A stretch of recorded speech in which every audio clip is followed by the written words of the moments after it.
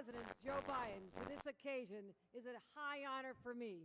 He'll be joining us shortly, but in the meantime, you're going to have incredible entertainment and all the people come here to celebrate this moment in history. We are making history, my friends, literally in this neighborhood. I just walked down the street, meeting the friendliest people in the world, having the best cup of coffee. But a man came up to me and he says, I'm 85 years old. I was here on that night. I was 30 years old. And I cannot believe today that in a place where there was such dissension and conflict and a wondering if anything's ever going to be normal again, for people who are simply trying to gather with their friends, dance, celebrate, be human beings who love each other, would they ever be able to have the rights that they so were entitled to back at that time? And he was so proud. He says he's considered the ambassador for Stonewall. He goes all over the world and says, yes, it all happened in the great state of New York. All the rights that matter in our history started here in New York, and I could not be prouder of that.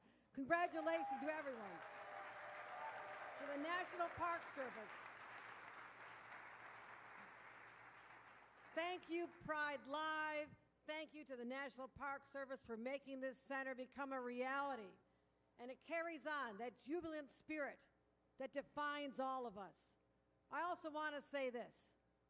While we may take those rights for granted here in the state of New York, and I'll tell you, as long as I'm governor, they will be enshrined in our laws and protected in our ERA this November. Make sure you get out and support the ERA.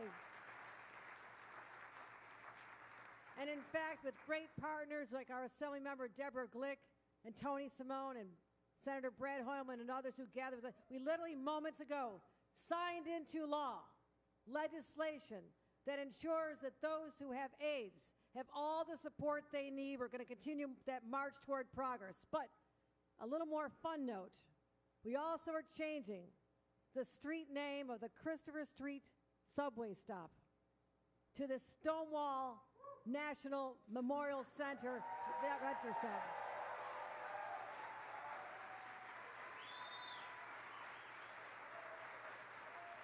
So, whether you're a local resident and want to have that sense of pride when you take the subway, or you're from somewhere else, and you look up and you see that sign, and you reflect on what that meant.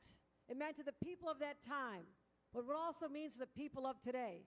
Because all of us, my friends, when there's assaults on LGBTQ plus rights all across America, we are the vanguard. We are the fighters. The torch has been passed to us as New Yorkers to honor those rights that were so hard fought for. And it's up to us to make sure that that torch glows even brighter before it's passed to the next generation. We are the ones who must stand up for our brothers and sisters and everyone, and non-binary individuals who just want a chance to live free, to love free, and be who they are. My friends, let's stand up and march together to carry on the fights of Stonewall, and it begins right here with this celebration. Thank you all for joining us. Have a great day. We'll see you at the parade on Sunday. Happy Pride, everybody. Happy Pride.